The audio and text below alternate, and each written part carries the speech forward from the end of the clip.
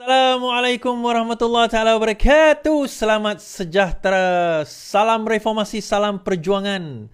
Salam pasik, salam kekal tegang kepada geng-geng yang berada di menonton saya dan mengintai saya daripada jauh. Kan, yang tak masuk dalam ni mungkin mengintai daripada jauh. Tolong share tuan-tuan. 830 orang mata memandang, 2-3 orang je share.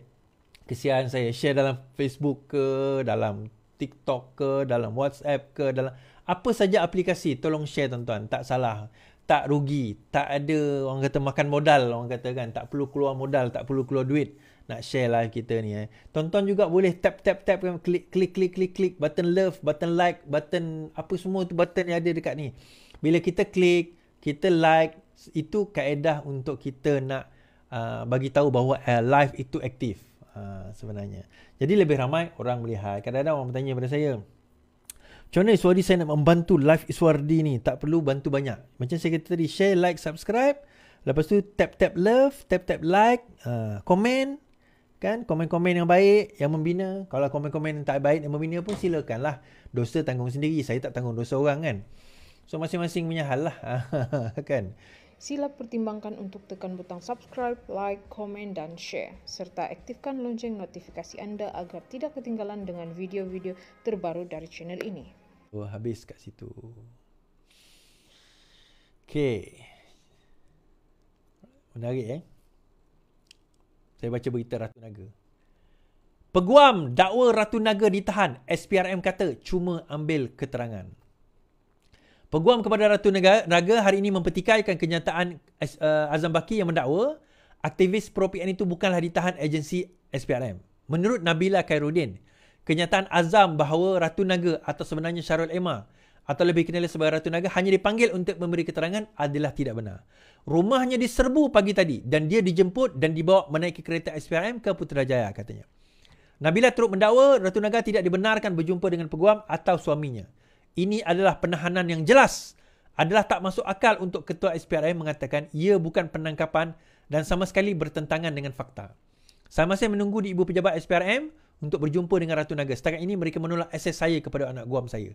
Terdahulu Azam memberitahu Malaysia Kini bahawa Ratu Naga dipanggil untuk disoal siasat penguat kuasa terbabit namun menafikan wanita terbabit ditahan. Kami hanya memanggilnya untuk merekodkan keterangan bagi membantu siasatan mengikut Seksyen 16 Akta SPRM.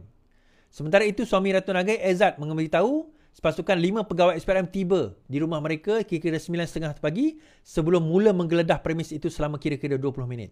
Sumber pula memberitahu aktivis terbabit diambil untuk memudahkan siasatan terhadap dakwaan rasuah yang dibawa oleh Jawatankuasa Penerangan Bersatu, Badrul Hisham Syahrin terhadap Syamsul Iskandar Muhammad Akin. Badrul Hisham sebelum ini menuduh Syamsul menyalahguna dana NGO. Syamsul sudah menafikan dakwaan ini. Okey. Ini dakwaan tadi bahawa SPRM turut merampas telefon bimbit dan laptop serta membawa surat lema ke pejabat Ibu Pejabat SPRM. Kemudian peguam mendakwa SPRM enggan mendedahkan sebarang maklumat termasuk penangkapannya. Dia hanya memberitahu saya supaya berjumpa dengannya di Ibu Pejabat dan saya sekarang dalam perjalanan ke sana. Sementara itu, sumber yang dekat dengan kes itu berkata Syarul Emma ditangkap bagi membantu siasatan berkenaan dengan Syamsul Iskandar. Okey. Beberapa hari lepas dan saya ada satu video yang Syamsul saman Cikgu Bat 5 juta tapi menurut Cikgu Bat dia tak terima lagi saman tersebut. Saman itu tak diterima lagi. Jadi sebab itu dia masih lagi mendakwa. Okey. Sekarang ni saya buka cerita. Kira-kira pada saya tak ingat tarikh exactly bila. Pada hari yang saya dipanggil di IPD Ceras, makluman daripada dalam geng dalam Bersatu mengatakan pada hari tersebut, hari yang sama Cikgu Bat datang membuat laporan polis terhadap Syamsul Iskandar dan juga Ratu Naga. Kemudian saya pelik, kenapa setelah dia buat laporan polis, tiba-tiba dia senyap. Saya pelik, biasanya Cikgu Bat ni lepas buat laporan polis, dia akan buat kenyataan sahabat, dia akan buat statement, dia kata akan cerita macam ni, macam tu dan sebagainya. Rupanya saya agak dua perkara. Sama ada Cikgu Bat ni dapat duit, kena rasuah ke apa, ataupun Cikgu Bat lapor pada SPRM. Last, saya dapat maklumat, rupanya betul, dia lapor pada SPRM. Kerana apa tuan-tuan? Kalau dah lapor pada SPRM, tak boleh lagi buat kenyataan akhbar. Itu je. Kita kena faham benda ni Salah satu bila saya dah pernah buat laporan SPRM 3 kali kot, 2-3 kali macam tu. Kalau kita buat laporan pada SPRM, maka SPRM akan ambil kenyataan dan salah satu benda yang kita kena sign bila selepas kita keluar daripada bangunan SPRM ialah kita tidak dibenarkan mendedahkan sebarang maklumat yang telah kita sampaikan kepada SPRM kepada sesiapa saja sehingga prosiding siasatan itu selesai. Faham?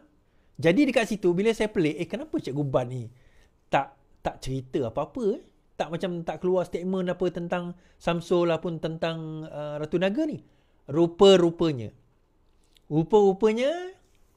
Ratu Naga, dia telah bawa laporan kepada SPRM dan terbukti dakwaan sangkaan saya itu benar, di mana hari ini Ratu Naga telah ditangkap dan disoal siasat. Now, apa yang mungkin boleh berlaku, tuan-tuan? Dia ada beberapa perkara. Yang pertama, kalau betul lah dakwaan Cikgu Bat dan bukti yang dibawakan itu, kalau betul, maka Ratu Naga ini dia akan jadi accomplice kepada Samsul Iskandar. Dia akan jadi accomplice kepada Samsul Iskandar. Dia adalah orang yang bertanggungjawab dengan Samsul Iskandar melakukan rasuah dan amla. Sebab transfer duit itu di bawah amla, Anti-Money Laundering Act and Terrorism, itu satu. Kedua, rasuah. Kenapa rasuah kalau benar? Sebab Samsul bagi duit dekat Ratu Naga bagi balik duit tu kat Samsul.